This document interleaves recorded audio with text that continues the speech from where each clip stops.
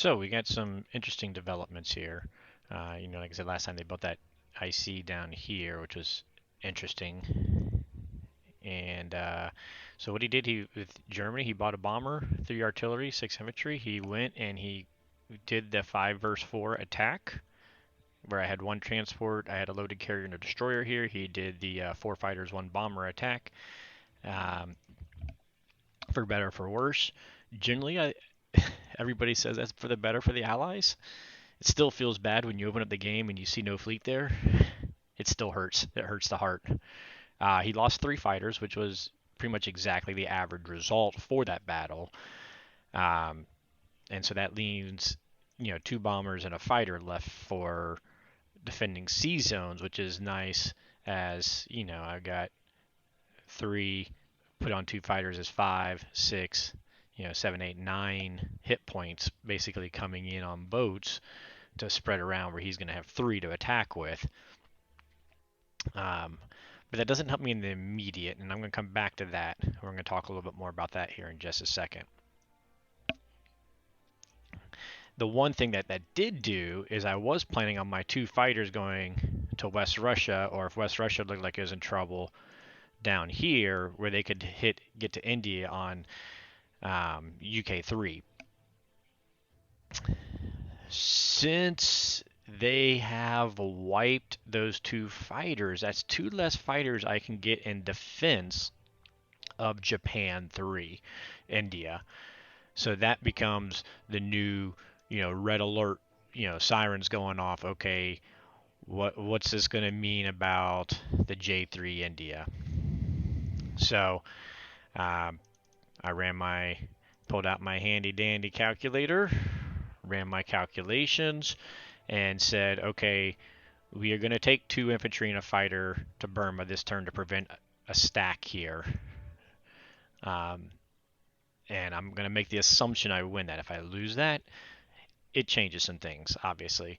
But if I win that, then the most he can get is these 3 units plus 6 units they bring, so 9 units in there.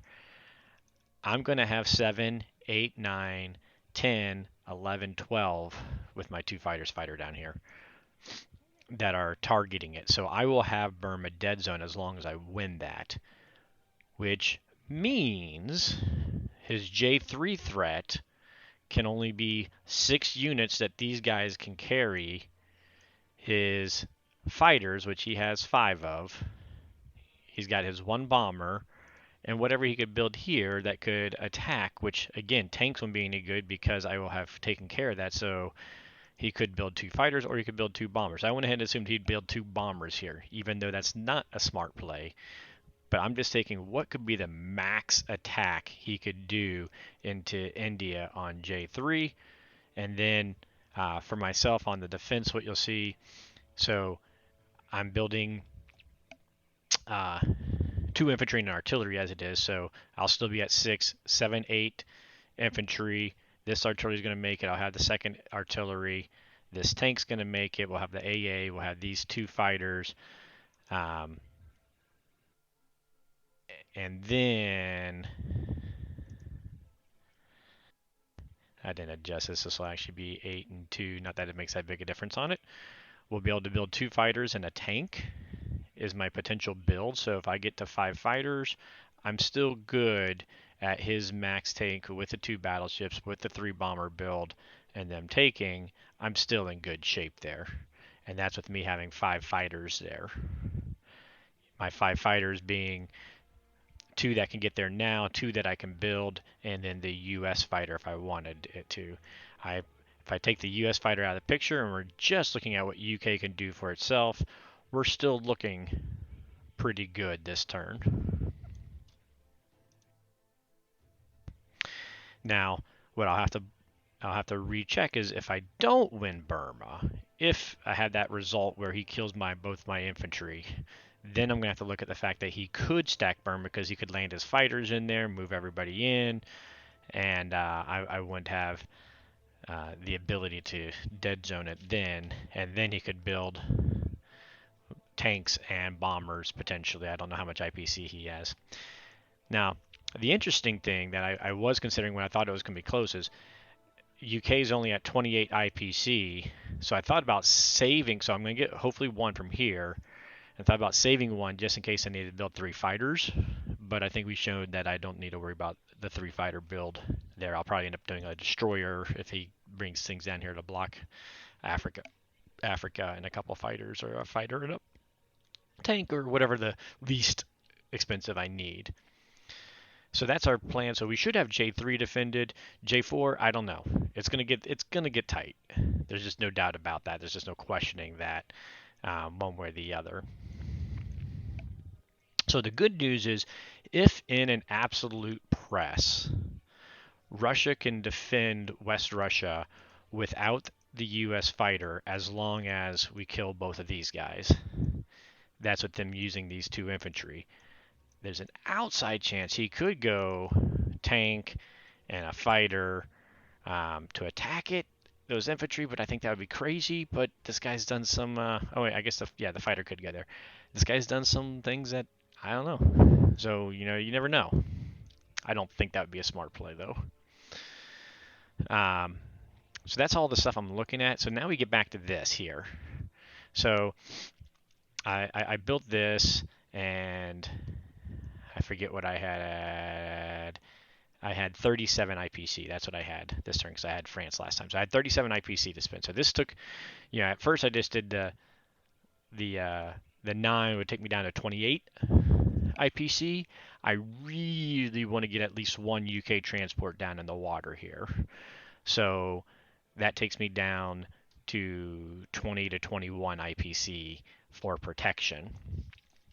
I definitely want to be bringing my fleet in here, my American fleet in here. So 20 to 21, that could be a battleship, or that could be a destroyer cruiser. Or I could get risky and buy 2 transports, bring one of these U.S. boats, possibly 2 of the U.S. boats up here, and defend it that way. I'd really, if we're gonna have 2 transports there, I'd prefer to have 4 boats there, with 2 of these being bombers. So I'd only be building 2 UKs. I really would need both the US ones coming in here, which would leave me a carrier and 2 fighters versus 2 bombers, which is a pretty good chance. Well, at least he could take out the carrier, which is kind of expensive. Well, 2 bombers and a fighter, excuse me, versus a loaded carrier, and that starts to get a little bit on the E side, which maybe that's what I want to do, is draw him in on that. But I also actually don't want a loaded carrier here. I only want to have 1 fighter on the carrier, because that would be this guy. Because this guy, I want to get 1, 2, 3, 4 down to here, and this fighter I want to get over to here, because I'm going to try and plug with the UK guy the Germans to moving here, and that would give me 1 fighter, 2 fighter, these 2 guys, and a bomber, versus his 4, hopefully 3 if the UK guy can get a hit. So that's what we're plugging at. I'm also, normally I would take the US this way.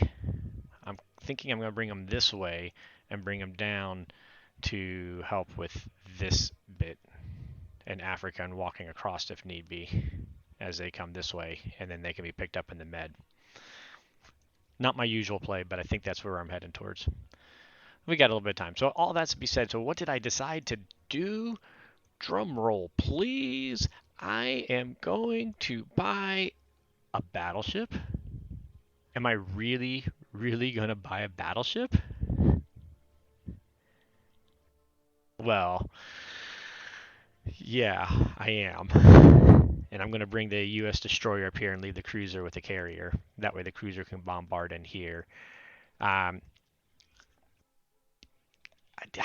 don't think I've ever, in the lifetime of playing this game, have I built a UK battleship in the Atlantic. I think I've built one in India before. I don't think I've ever built one over here. Maybe 2 destroyers and have 3 destroyers. It gets too thin for me, knowing that he's already attacked. So a battleship and 2 destroyers, I feel safe and secure with, and my one transport. I could do cruiser destroyer, but it doesn't really add. It adds like 2%. But actually, when there's a second destroyer in there, the battleship actually is a little bit better on the defense. So it's kind of a here or there between the two, but the battleship can recover and the battleship can bombard, and we know the battleship's going to actually hit when it bombards, unlike the cruisers. So I, I have to say, I am pretty sure this is the first time I have ever bought in a battleship other than the place in India or one of the immediate needs in a US and a KJF and a Money Island, and they just had extra income and I needed the hit points right away. Those are the only two places I've ever built battleships before. But we're going to build a battleship because we can, I guess. I don't know.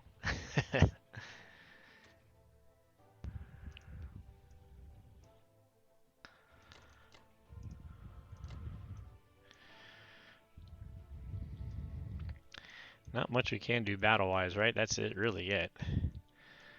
It's more about, the UK. You really got to make your plans for the upcoming bit. I imagine round 3/4, I'm going to have to make that decision between West Russia and India. I'm hoping not. I'm hoping with him building in Thailand, I almost will make it India. And with him losing his air in Germany, so Germany will have to hopefully retreat back sooner than later. Oh, don't do this. Don't do this. Don't do this.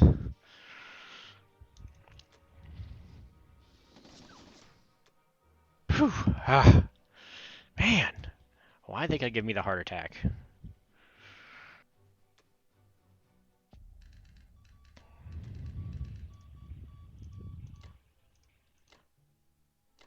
You know what?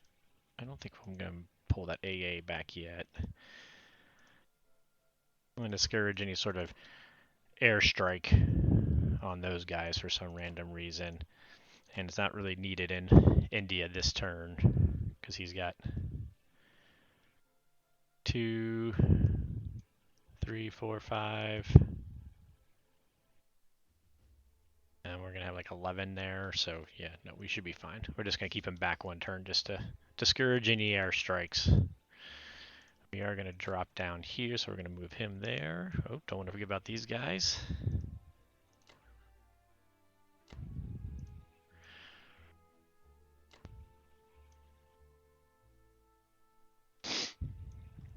There we go.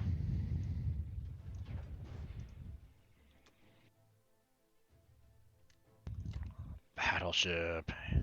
Go, battleships. I'm just at shock at myself. I can't believe I did it. I had played with the idea of a carrier fighter, but then I wouldn't have had enough for the transport. So, all right, here we go.